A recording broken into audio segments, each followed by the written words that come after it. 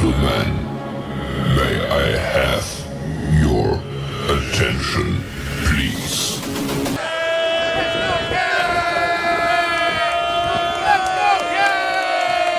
The show starts in 3, 2, 1, go. Good morning, CaneSport. It's October the 17th, 2022. I'm Gary Ferman, the publisher of CaneSport.com, joined as always by our managing editor, Matt Shodell, as we discuss the news of the day presented by LifeWallet, where the time is now to take charge of your personal health.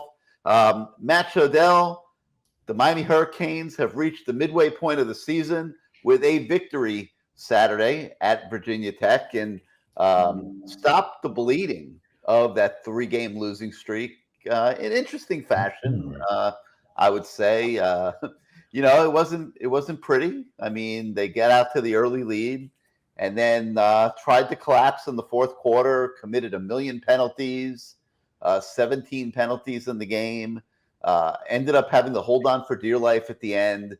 But before we talk about being at midseason, let me ask you, are we at the point now where a win is a win? Well, I mean, they played amazing. And by they, I mean Virginia Tech, because the game was over. And then they came back and they scored 2 amazing touchdowns in the final 12 minutes. I mean, you have to be very impressed with Virginia Tech. Listen, a win's a win. Do you want it to be better than it looked? It looked really good in the first half. So is it a little disheartening that, that they sort of can't put a complete game together, which is what we've been saying for so long, right?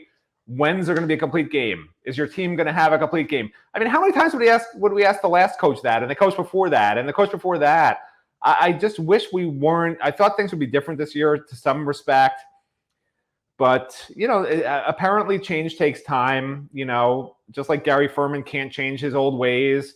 And Matt Shodell can't change his old ways. The Miami Hurricanes have not changed their old ways, even with a new coaching staff. And I assume it'll be a process of some kind. I assume Mario Cristobal has a plan of some kind that he drums up during his 22 hours of waking per day.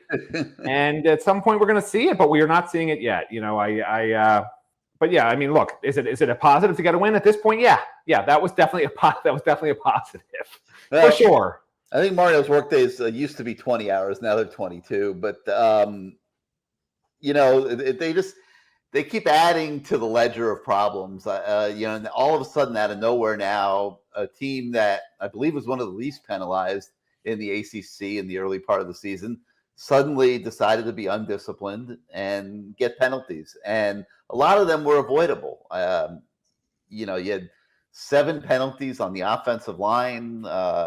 Maybe that's a byproduct of 3 starters being out. You're playing your backups, but like some of the late hit penalties, there was one in the fourth quarter to Corey Couch that I wrote about a little bit in my column this week. I thought it was just unforgivable, and you just can't be this team where it is right now and have those kind of things working against you if you want to keep winning games. But they did break the losing streak. And Matt, I just wonder, are we beyond the point of style points? Like when you're you're sitting there and you're trying to get back to 3-3. Are you beyond worrying about how you do it? Isn't it just important that you actually do it? Mario hinted after the game, essentially said really, that his team was playing scared, that his team was playing tentative. When were they just going to not care? I think at one point he said, it's not like somebody's going to die, just go out there and do your job. And I find it interesting he said that, because I think where the scaredness is coming from, and he may not realize it, is they're scared of him. They're not scared of not making a play. They're not scared of dropping a pass.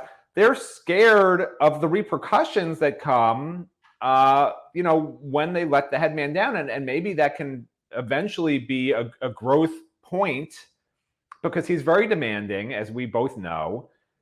And when things don't go right, he will tell you. I've already heard asides about him screaming at players, not in the games, but after games, and that to some extent is a coach's job. He takes it personally. He's not one of these coaches who's going to sit down with you after the game and watch film and just calmly explain, oh, we did teach you this 15 times. I know you did it wrong and you got a holding call that cost us the game, so let's try to clean it up. He's a fiery MFer, and I've felt it myself.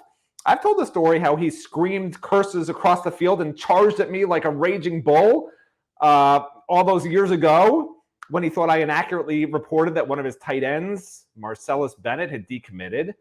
He got in my face screaming and ranting and raving, and I tried to calmly explain to him that I, in fact, was simply reporting what Marcellus told me and that Marcellus was just scared to tell Mario the truth.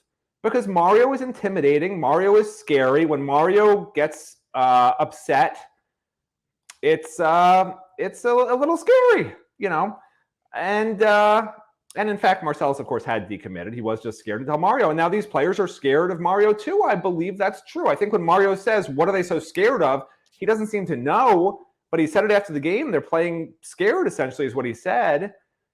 And they're scared of you, Mario, just like I was 80 years ago when you came running across the field screaming curse words at me. And I know we're friends now, but some of these players are not used to that. Do these players need to toughen up? Yes.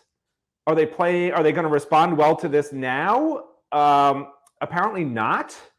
But I have no problem with him doing it because I think eventually they have to get to that point where it's okay for a coach to get in your face and tell you that you suck, and you respond to it instead of a coach getting in your face telling you suck and you wilt. Well, I began my career in this business covering Don Shula, and he certainly had that effect on his players and people. I would say Don Shula scared people. I moved on.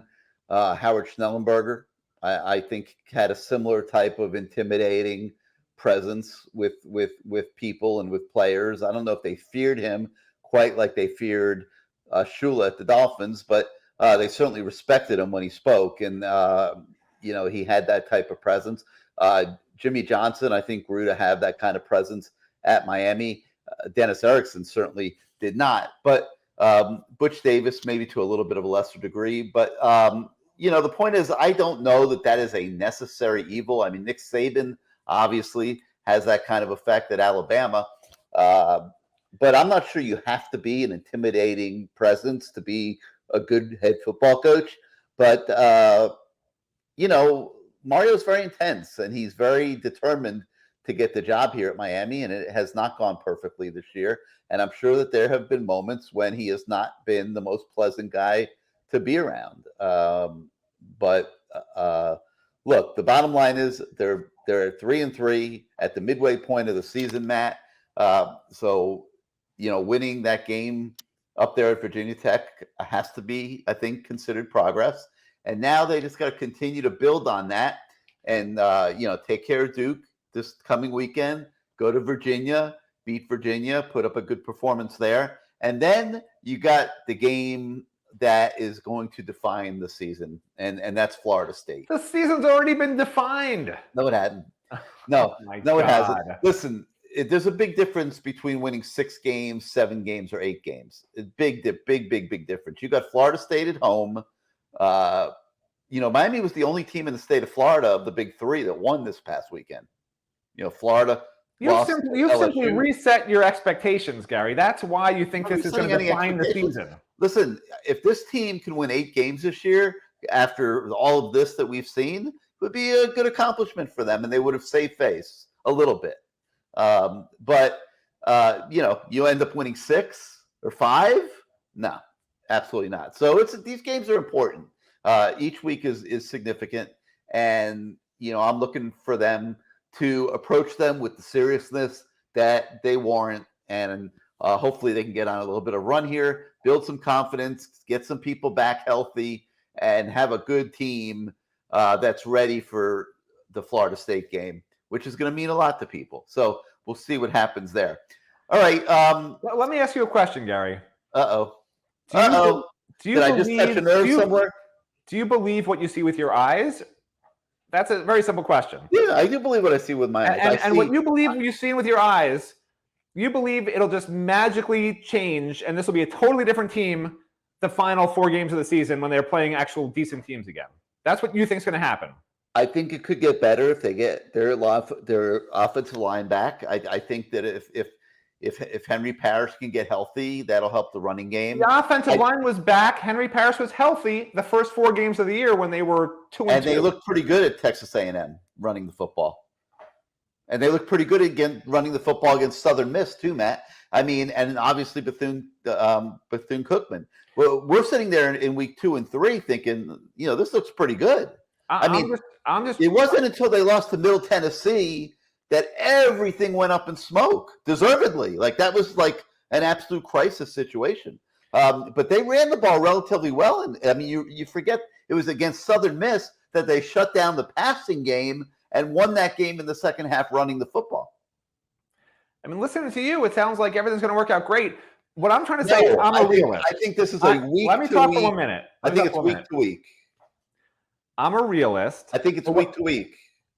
The way I approach my view of the team, and I do this every single year, is I believe what I see, and I don't just make things up that will magically start happening. And what I see is a team that's going to be really good, but not this year. What I see is a team that has not played a single complete game, running, passing, blocking, whatever you want to call it.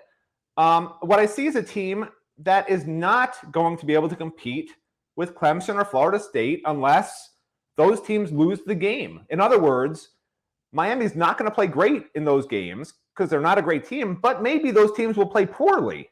You don't think you're intimidated by Florida State? What you keep pointing to is that you think Miami can win these games and have a great end to the season. Well, I know what Miami is. You apparently do not. And what Miami is not good, but they can beat some better teams that play badly those weeks. And that happens every single week in college football. Florida State is a better team? I think Florida State is playing better football than Miami. If you mean by better team, a better talent roster, no. If you mean the team that's playing more cohesively, that seems to understand the plays better, that seems to be winning games a little bit better, or playing with Clemson within a touchdown, yeah, Florida State's a better whatever you want to phrase it. But when Miami plays Florida State, Miami can beat Florida State if Florida State doesn't play that well in that particular game, because Miami's not going to play perfect. They haven't done it yet. It's not magically going to happen. We've covered football long enough to know that doesn't happen. When you've seen 6 games now and you're the midway point of the season, they haven't played a single complete game. And I'd argue they haven't played more than really a complete half against any team all year. Like, it's not going to magically change with no bye weeks and just game preparations and the same stuff over and over again, regardless if you get 2 offensive linemen back and a running back who missed 1 game back. But you can win when those other teams don't play very well. If Clemson and Florida State come in and play like they've been playing, Miami's probably going to lose those games. Like, I'm sorry. That's what it looks like right now. That's just a fact based on what we've seen. Okay, you realize Florida they've lost 3 in a row, right? Yeah. Okay. But they look decent. So if Miami played within 6 points of Clemson, I think Miami fans would be happy right now. Okay, but here's my point. They've lost 3 in a row. They beat LSU by 1 point in their opener or their second game, right? In a game that LSU screwed up and handed to them. Okay, they only beat Louisville 35-31, a bad Louisville team, and they were very lucky to win that game. Florida State easily could be sitting there right now with 5 losses. Okay.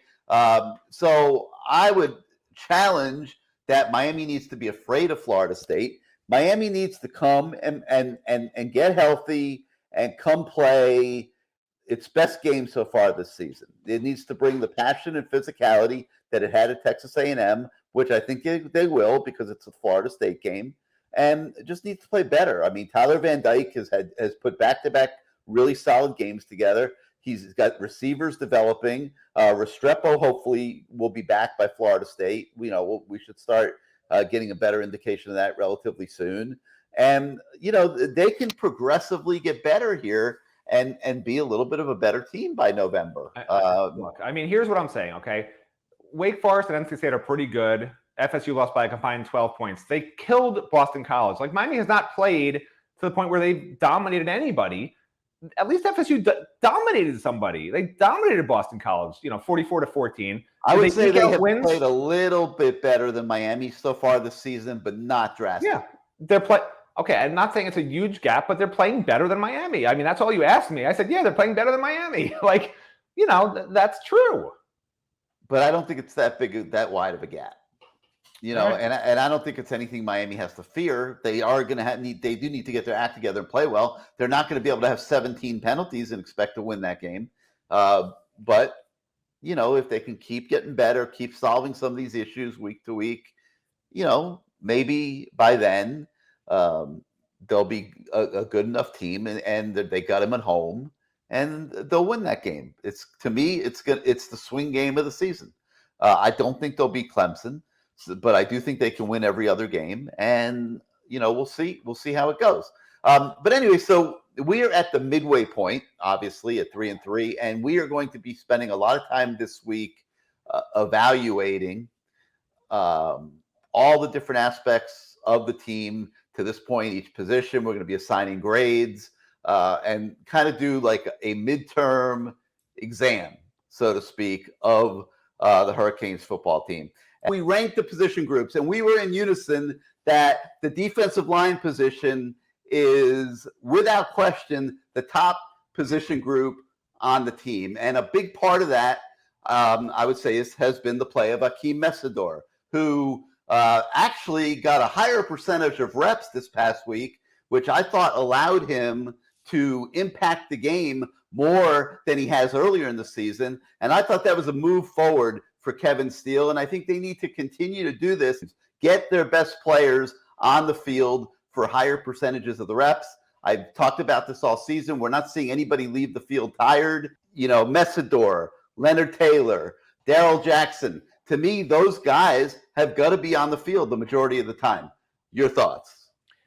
If you take out the word percentages, I agree. I'm always a little flabbergasted that offensive linemen somehow can play the entire game, every single rep, because that's what they do. But defensive linemen, God forbid, you try to play them even 3/4 of the reps. They'll never last. I guess they have to give such maximum effort. And look, it is a little easier on the body playing the offensive line when you're pass protecting than a defensive lineman trying to pass rush and all this other stuff. It's more exertion, of course. But I just remember the old days when guys were exhausted at the end of the game. I don't see any of these guys at the end of the game being exhausted. I guess that's what Miami coaches want. But if your best players aren't playing the total amount of reps I think they can handle, forget the percentages that Gary Ferman says, the total amount of reps that they can play and then be exhausted after the game, then I think that's not Matt Shodell's statistical ergonomics of football. If you want to get my book, it's available in the year 2028 on Amazon.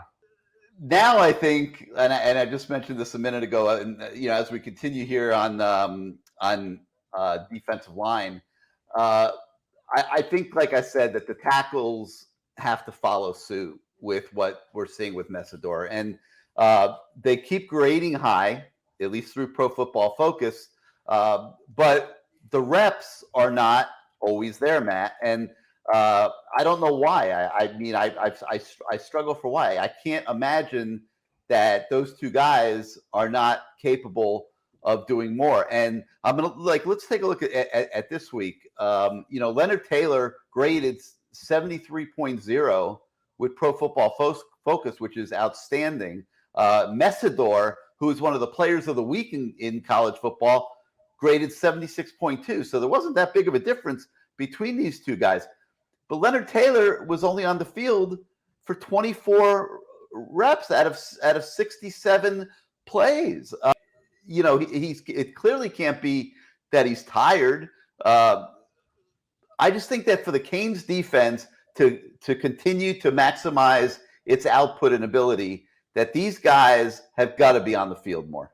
All right, so let's move on to the next position on our chart of positions, and that would be the quarterback position. Now, we have not agreed on this all season long. But I got to think that as things have started to develop here the last couple of weeks, and you started to see Tyler Van Dyke returning to the TVD that we knew from last year, I think you would have to agree that his grades are rising. Let's put it that way. Tyler's playing very well. The last couple of games, he's really back to form. These aren't the top end defenses, but he really doesn't face that many. Clemson will have a really good defense. FSU's okay, but there's no reason he can't finish the season really strong and put up some great numbers as this thing moves forward. It's just a shame that he had these really spotty first 4 games, or 3 games, I guess, after the opener. And the thing that has really made him effective is that they're finally getting some production from his wideouts. I mean, we're not going to rank them number 1 or number 2 on the team for sure. But, actually we ranked them number 6. But, I think that the thing that is helping Tyler is that, Colby Young is catching the football. Frank Latson is catching the football. And, we're not seeing the drops that we were seeing early in the year. We're seeing progression. And a lot of people have been all over Josh Gaddis. But I think you have to agree that the receiver group over the last few weeks is showing as much advancement maybe as any position on the team, including the ones that we've ranked above them. At least they are showing that they are getting better as the season goes forward. Yeah, the wide receivers are interesting because I don't understand. I still don't understand. Miami's had Frank Latson since the spring. He's been healthy. We've seen him run around and do things, and he knew the offense. But he was really a third string guy, sometimes a second string guy in fall camp and throughout the spring. They brought in Colby Young in part because they felt they had no other receivers, including Frank Latson. And Colby apparently didn't impress them that much, even when he was healthy in fall camp. He was second team, third team. Got banged up a little bit at one point in fall camp. Then he didn't understand the offense, apparently. But then they were so desperate, they gave him 11 reps. 11 whole reps, Gary. What percentage is that? Gary, I'll figure it out for you real quick. Against North Carolina. Mostly at the end of the game. And he looked amazing. So then all of a sudden, hey, let's start him. I don't understand why it took this long because... Well, there is a reason behind it. Okay, he struggled to learn the offense through training camp and early in the season. And other guys were mastering it better than he was, and they got the first opportunity to play. And that's probably fair, okay? And then he was nicked up a little bit, and he missed some time. So it has taken him to the midway point of the season to get some traction. And, now he's doing better with the playbook. He's healthy, and they decided to roll him out in the North Carolina game. And he handled that obviously very well. He looked great. So now they say, okay, we are going to increase your reps. We are going to get you ready to play more. And that was the focal point of game preparation week for Virginia Tech. And I believe he had 42 reps the other day in Blacksburg, and he handled it pretty well. And obviously his stats were phenomenal. And he had over 100 yards receiving and scored the touchdowns and everything's good. And we're going to obviously see a lot of Colby Young going forward. But one of the things that I do think that they will lament, Matt, is that they didn't recognize how much Colby Young could impact this game and this team rather earlier in the season because he clearly will be impacting it the second half. Yeah, it's just annoying because at the end of the day, look, it's coaching, right? Let's say the coaches recognized his talent, which they certainly should have.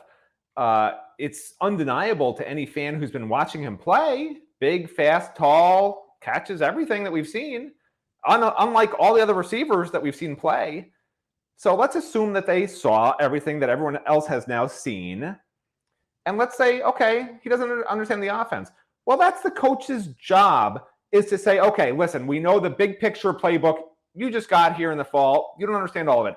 Let's give you 5 route trees, 5 plays, whatever. You need to have gotten this guy on the field from game 1. That's what I'm talking about. Not that, his ankle hurts. Whatever. Like, he could have played all these games. He was a little nicked up, but nothing that guys can't play through. He was, that's what bothers me. Like, that's what bothers me. The coaches felt like other guys were better. That's the truth. The truth is the coaches felt other guys at receiver were better. The coaches were wrong. And that bothers me. And maybe it shouldn't bother me. I think the coaches are great coaches. They're certainly very highly paid. They're certainly much smarter than I am and way smarter than Gary Ferman is. And, like, they missed it. They missed it. I don't understand why. I don't think they'll ever tell us why, other than to blame the kid for not understanding the offense, when really they could have just put a package together for him, just like Ja'Cory Brown, who probably doesn't understand the offense that well either, but he can take a shotgun snap and run right up the middle. Like, that's not that hard. Colby Young can run a streak route, Like, you could give him something to do. You could have given him something. They gave him nothing. They didn't even play him for 4 games. I'm going to ignore the fact that you used simple conversation about Colby Young to take a shot at me. I'm going to totally ignore that for one reason. You heard that part? Usually you don't hear that part. And I'm going to ignore it for one reason, and that's because I actually agree with you. And I think that is precisely what happened Virginia Tech week and North Carolina week. And I think North Carolina week, the package was small, and we saw it in a select grouping of a few plays against the Tar Heels. And I think the package got expanded this past Saturday. And Colby Young showed that he was capable of handling it. And I think that, for example, they tried to do the same thing, from what I could gather, with Avante Williams on the defensive side of the ball, and it did not go as well. I saw Avante Williams making busts all over the field. If you look at his Pro Football Focus grades, they were an absolute disaster. Avante was, in my opinion, a head case. I think he was, how some guys, when they feel like they've been slighted, they feel like they have to be Superman. And when you're trying to be Superman, whether it's on defense or offense, you're trying to do everything yourself, which is what he wanted to be the star, which is not how you can play football in this Miami Hurricane scheme with Kevin Steele. You cannot, there was one clear play, okay, that play which ended up in his favor with a fumble recovery. But if you watch that play closely, he was trying to be Superman. He was trying to not cover his assignment, but watch the quarterback and try to jump a route on the outside, leaving his man wide open for a huge gain in the process. And that's what he was trying to do every single rep. And it's why the Pro Football Focus people probably watched it and were like, what is this guy doing? And you can't play like that. And you know what? And it's on the Miami coaches, because they should have known that he's a little bit of a little nuts, when it comes to, he felt slighted and he wanted to be the star. And why am I on the bench for the last 3 games? And you have to calm a guy like that down. You have to tell him, listen, if you come off your assignment once, you're out of the game. You need to recognize that's his personality. That's how he plays. He likes to freelance. You have to sit him down before the game and say, if you go one play outside the box of what we have taught you in practice, you're done for the day. You have to do that to guys like that. You knew it was coming after that first play he did, when you said, I saw it. And I'm like, well, that's no surprise. And then it just kept on happening until finally they did pull him from the game because of it. But almost every one of his reps was bad. Bad. He was trying to be a Superman out there. They're trying to do the right thing by Avante. They're trying to get him involved. But that's why he has not been playing, because they can't put him out there. He can't execute things the right way, and he hurts the defense with his presence on the field. Well, okay. He's played before, and he hasn't played like that. That was him trying to say to coaches, look at me, I'm a star, not realizing that coming off your responsibility and trying to make an interception, you just left your guy wide open, and the guy didn't throw it where he was looking, stuff like that. And, whatever it is, whether it's trying to force a fumble instead of wrapping up, whatever it is, there's guys that do that because they feel like they have a point to prove and they want to show the coaches, I should be playing more, I'm a star. And that's a problem. And I sort of liken it, and this is not an NIL situation, but this is what NIL does to people in general, because let's face it, a lot of college student athletes, they need to support their families. A lot of non-college student athletes need to support their families, right? Being a college football student athlete is a job. You cannot work at name a place. You cannot work at Gary Ferman's cafeteria making $1.50 an hour. Here we go again. If you're a football player, because you have no free time. Okay, so if you're not getting NIL money, if you're not producing on the field to where you'll get NIL money next year, you're not helping your family. Whereas you see all your teammates NIL deal this, NIL deal that. It looks like next year you'll have a great NIL deal. You're doing great, whatever it is. Hey, I just got benched for 3 games. Damn, I better make some plays on the field. I need to feed my family or whatever the case may be. And that's the sort of thing you'll see. I'm not saying that's why Avante did it, but I'm saying in general, this is the trend that college football is heading towards, and I do not like it. I don't like it. And it's gonna become like that for a lot of players who are 4- and 5-star guys who aren't playing and aren't getting NIL deals, and their teammates are. And it's just human nature. Think about it rationally. People out there, the 3 of you watching in the YouTube world, it makes sense, and it's upsetting. Yeah, well, I wasn't intending to uncover the latest crisis in college football, but maybe we have. But anyway, to summarize, so we do have this breakdown today of our view of how the positions stack up in the first half of the season. So hope you enjoy that. We got a few more things we got to talk about today, but first, let's hear from our friends at LifeWallet. I know what you're thinking. Why do I get to star in my own commercial? Well, I was LifeWallet's first female athlete.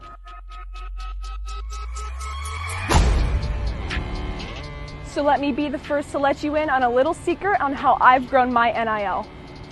Introducing LifeWallet Sports, a revolutionary platform giving athletes complete control over their NIL opportunities, connecting athletes to brands and businesses specific to their followers' likes and interests. And if that's not enough, this platform also helps athletes make connections outside their sports. So let's get connected on LifeWallet Sports. Take it from me. It's a hole-in-one.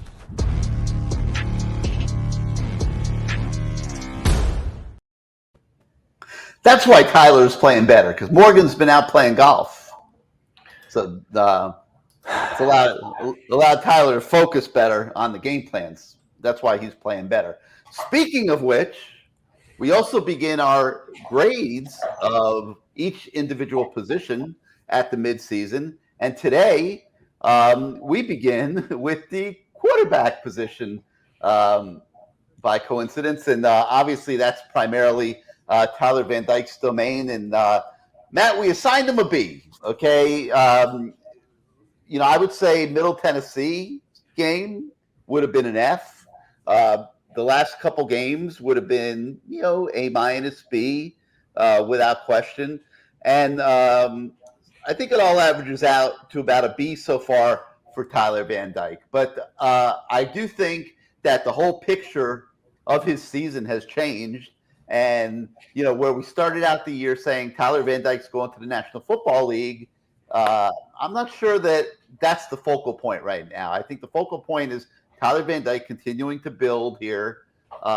And, it's looking very likely, unless something crazy happens, that he will have to be back next year, which is, I think, a good thing for Miami to continue to build on his performances. But an altered script from probably the beginning of the season. Yeah, I mean, coincidentally, a B is also the grade that one of my children seems to think is okay to get in general in all of his college classes.